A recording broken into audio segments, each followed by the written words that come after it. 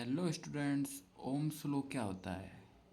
Ohm's law का formula hope सब भूल गए होंगे। आप क्यों भूल गए? क्योंकि आपने रट्टा मारा था।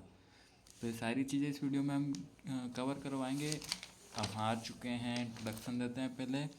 चैप्टर 12 इलेक्ट्रिसिटी, क्लास 10 साइंस का सब्जेक्ट लेके आ चुके हैं और उसकी इम्पोर्टेंट सीरीज़ हमने 11 चैप्टर तक अपनी कंप्लीट कर चुके हैं। तो सिंपली हम पहले टॉपिक को कवर करते हैं, इलेक्ट्रिसिटी क्या होती है। तो सिंपली लैंग्वेज में अगर हम समझें तो electricity mean flow of electric charge, मतलब इलेक्ट्रिक के कुछ चार्ज रहते हैं छोटे छोटे, इस टाइप्स के आपके चार्ज रहते हैं, ऐसे ऐसे करके वो फ्लो होते हैं, एक ही धारा में बहते हैं वो इलेक्ट्रिक चार्ज। जब चार्ज फ्लो करता है कंडक्टर के थ्रू, मतलब कोई सा भी आपका माध्यम थ्रू कंडक्टर हो गया, उसमें जो चार्ज फ्लो कर रहा है उसी को सिंपली हम इलेक्ट्रिक करंट कहते हैं। इलेक्ट्रिक करंट को आई से डिनोट करते हैं और ये करंट रहता है चार्ज या टाइम, इसको आप लिख सकते हैं। ये आपका formula I equals to Q upon T, ये इसका सिंपल फॉर्मूला हो गया। नेक्स्ट बात करते हैं इलेक्ट्रिक सर्किट। इलेक्ट्रिक सर्किट क्या होती है? तो एक क्लोज्ड, मतलब क्लोज्ड पाथ रहता है जिसमें करंट फ्लो करता है, इसमें ही करंट फ्लो करता है। जो अभी अपन थ्रू बात कर रहे थे ना, उसमें इलेक्ट्रिक सर्किट में ही करंट फ्लो होता है। बहुत बार पूछा गया है कि जो करंट है वो किस में फ़्लो होता है। इलेक्ट्रिक करंट में होता है, चार्ज में फ़्लो होता है। सर ये आपके पोटेंशियल में फ़्लो होता है, तो बच्चे पोटेंशियल टिक करके आ जाते हैं तो वो गलत हो जाता है। तो जो आपका इलेक्ट्रिक करंट है वो किस में फ़्लो होता है? सर्किट में फ़्लो होता है। सिंपली एक क्लोज्ड पाथ रहती है जिसमें करंट फ्लो करता है, उसे ही इलेक्ट्रिक सर्किट बोलते हैं।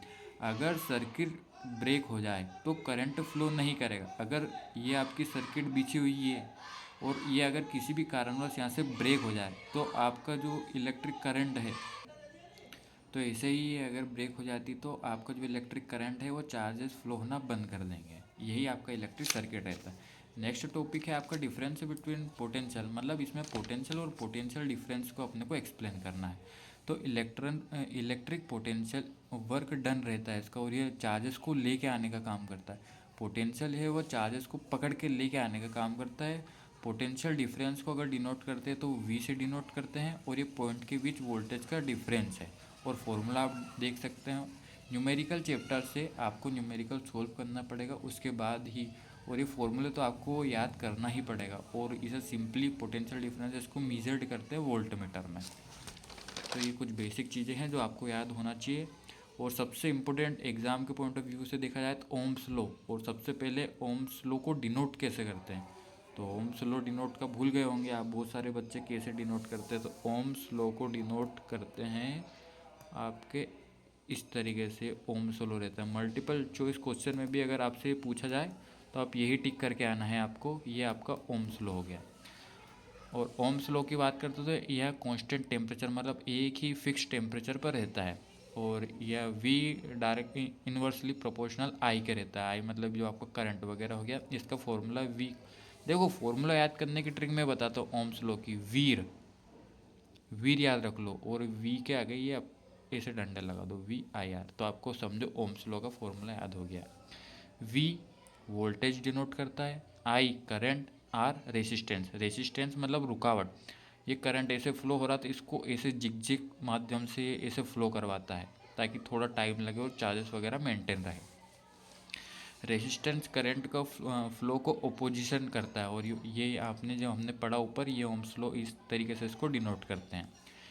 रेसिस्टर्स, नेक्स्ट टॉपिक आ गया आपका resistor in series connection. Resistor in series connection की अगर बात करें तो सेम करंट फ्लो होता है और टोटल रेसिस्टेंस इंक्रीज रहता है। इसका formula R equals to R one plus R two plus R, ये आपका फॉर्मूला हो गया simply.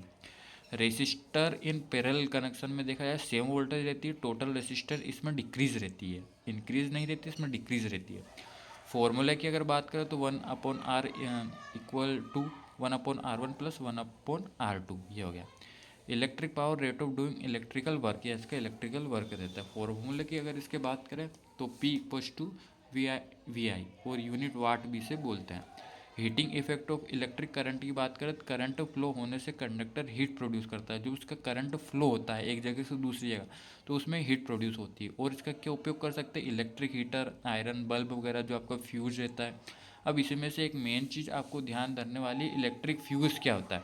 Electric fuse it is an safety device, यह एक सेफ्टी डिवाइस है जो हाई करंट रहता है और फ्यूज वायर को मेल्ट कर देता है और सर्किट ब्रेक कर देता है। यह आपका एक सेफ्टी डिवाइस है, इतना आप इसको याद रखें कि अगर कुछ वोल्टेज फॉल्ट वगैरह होता है तो यह बिल्कुल एक सर्कुलेट मेंटेन कर लेता है कि आगे की आपकी सीरीज फॉल्ट ना हो। यह एक सेफ्टी डिवाइस है। इंपॉर्टेंट आप देख सकते हैं जो हम हर सीरीज़ में बताएं, न्यूमेरिकल ओम्स लॉ से आप देख लेना, सीरीज देख लेना, R1 R2 वाली पैरेलल जो आपको बताई थी, डायग्राम बेस्ड क्वेश्चन देख लेना, और जो MCQ से वो आप इसमें देख सकते हो।